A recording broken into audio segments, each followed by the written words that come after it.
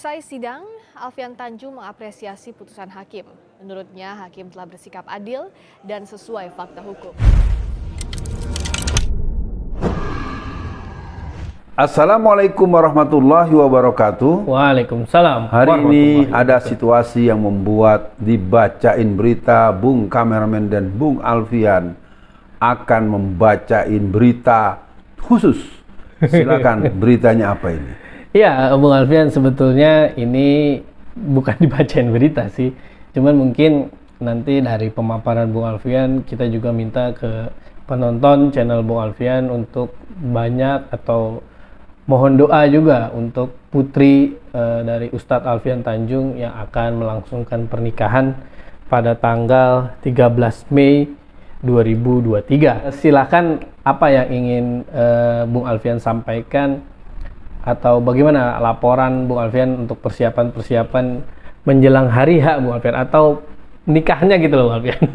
Bismillahirrahmanirrahim. Bung Kameramen, saya bisa memaklumi mengapa antum sulit untuk membuka pertanyaan, karena suasana kebatinan saya melepas anak gadis ini adalah yang pertama kali. Dan itu menjadi pengetahuan bahwa ketika seorang anak perempuan itu dinikahkan, maka sepenuhnya tanggung jawab dan kewajiban untuk mendidik, membimbing, melindungi itu berpindah dari sang ayah kepada sang suami. Itu mungkin satu prinsip agama yang menjadi sedikit terasa mungkin kalau dalam bahasa logika sederhananya terasa ringan, tapi sebenarnya berat gitu, karena itu meninggalkan beban di hati, beban kenangan dan beban romantisme.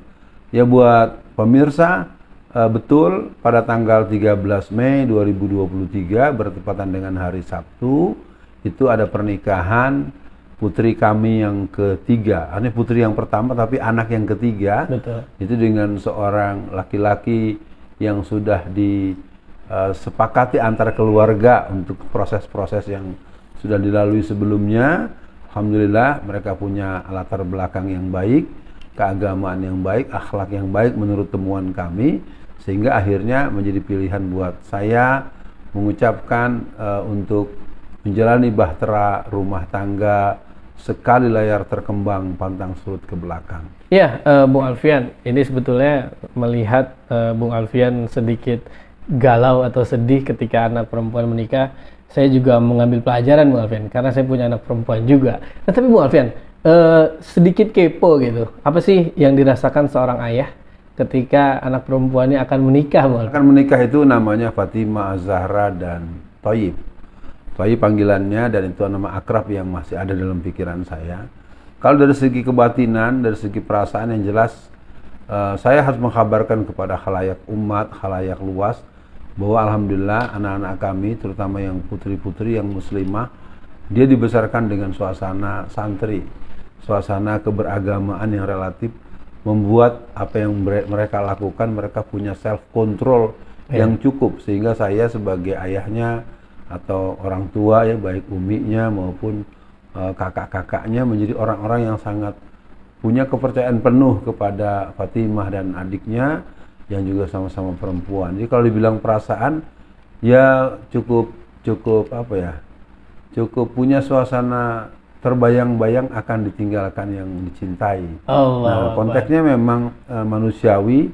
Maka dari itu, karena tadi ada kepo-kepoan, jadi sebenarnya ya agak sedih lah, sesungguhnya sangat sedih, dan terbayang betul kebaikan, terbayang betul kebersamaan, terbayang betul kenangan-kenangan yang sesungguhnya di sana ada banyak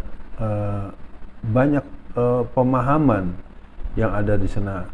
Gugahan, bagaimana ajakan untuk menghafal beberapa ayat-ayat tematik, bagaimana cenderung tidak mau berkomunikasi dengan lisan, lebih banyak dengan tulisan. Dan itu mungkin dari saya, kalau dibilang kepo-kepoannya, ya buat Bung Kameramen, pernikahan ini adalah pernikahan melepas anak perempuan yang pertama, begitu bahasanya, dari anak-anak yang ada secara langsung, yang sebagai anak batih ya, anak yang lahir dari darah daging saya, yang tentunya anak-anak yang lain juga ada, nanti akan ada proses-prosesnya. Jadi untuk itu jawabannya begitu. Ya, Bung Alfian memang sangat terasa dari apa yang Bung Alfian sampaikan. Fatimah ini dan adiknya ya sama-sama perempuan, ya memang terasa lah apa yang Bung Alfian sampaikan. Saya juga jadi kesedih. Nah, Bung Alfian, ini kan karena video ini khusus lah ya, video bahagia lah, anak Bung Alfian akan menikah. Apa memori Bung Alfian tentang Fatimah yang Bung Alfian merasakan itu sangat apa ya, sangat teringat lah, atau memorable, atau sangat membuat Bung Alfian bangga gitu Bung Alfian? Silakan. Ketika saya ditangkap atau ditahan tanggal 30 Mei 2017. Anda masih bersama kami di Jurnal Malam. Pemirsa, dosen Universitas Muhammadiyah Profesor Dr. Hamka Uhamka, Alfian Tanjung, ditahan aparat kepolisian. Alfian ditetapkan sebagai tersangka atas dugaan fitnah dan pencemaran nama baik yang melibatkan PKI. Seingat saya, kami memanggilnya Zahra, Iya. Fatimah Az-Zahra, dan tentu penyebutanlah Uni. Secara canda-canda saya sering menyebutnya dengan ada M di depannya, si Muni-Muni, panggilannya Uni. Dan dia saat itu ketika melampaui batas waktu di atas jam 10-an, jam 11, dia berusaha menelepon ke nomor-nomor handphone yang dia punya dari saya. Dan itu sampai tengah malam dia tidak punya kemampuan untuk mengakses, karena memang handphone saya kan disita oleh pihak kepolisian. Jadi buat pemirsa, supaya tidak nanti multitafsir lagi, saya memang kena pasal karet ya, pasal kriminalisasi. Dengan penyebab utamanya saya berceramah dengan tema besar bahaya penjajahan Cina, dan kemudian itu menjadi hal yang dianggap bertentangan dengan hukum tanda kutip menurut yang mau melakukan pelaporan. Nah, kenangan-kenangan lain sangat banyak, dan Uni atau Fatimah atau Zahra adalah orang yang mungkin secara penampakan selama saya kurang lebih 4 tahun di penjara, perannya betul-betul menjadi seorang sahabat, seorang ibu. Dan kalau di perjalanan di mana-mana orang sering tanya, Pak, itu istrinya ya Pak, ya kan?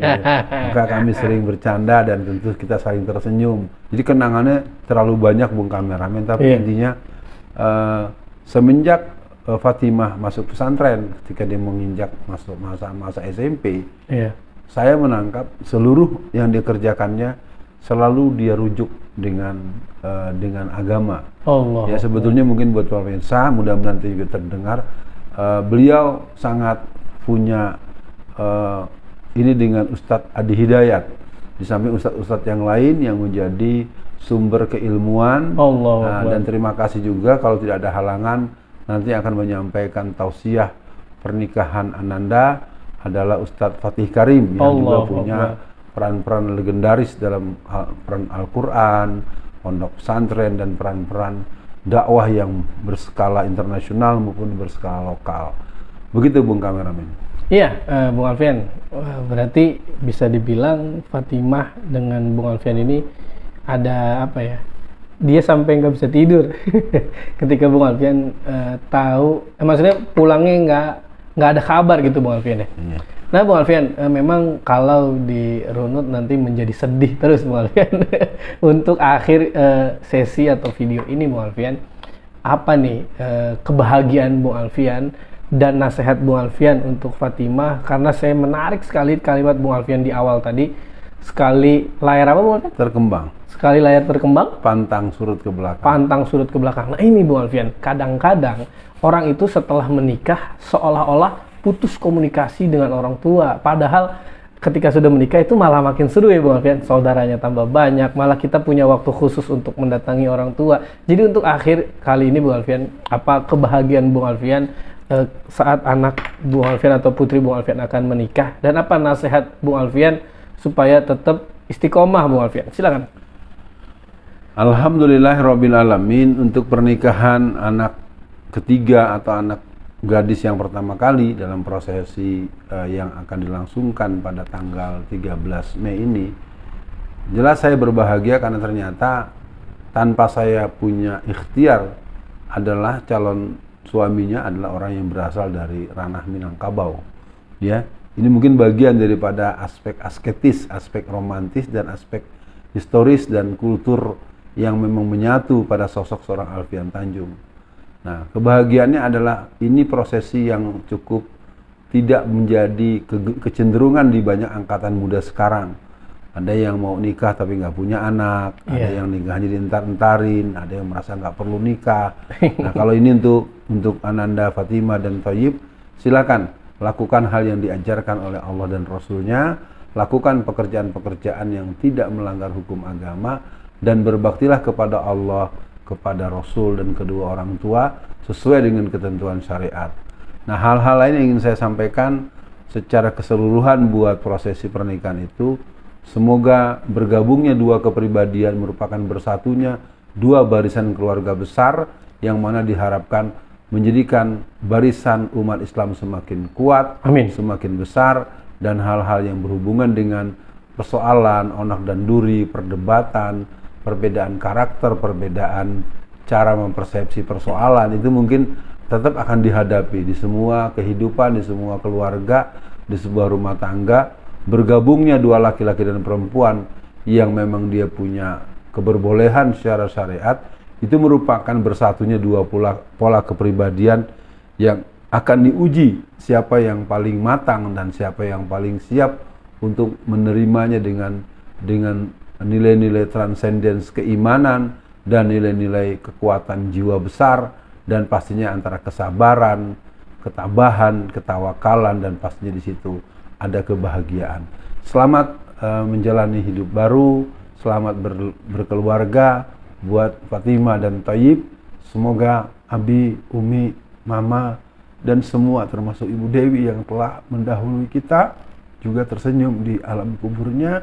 Sehingga kita semua ada pada satu situasi, ada yang lahir, ada yang menikah, ada yang meninggal, dan ada pula yang berhadapan dengan situasi subjektif lainnya.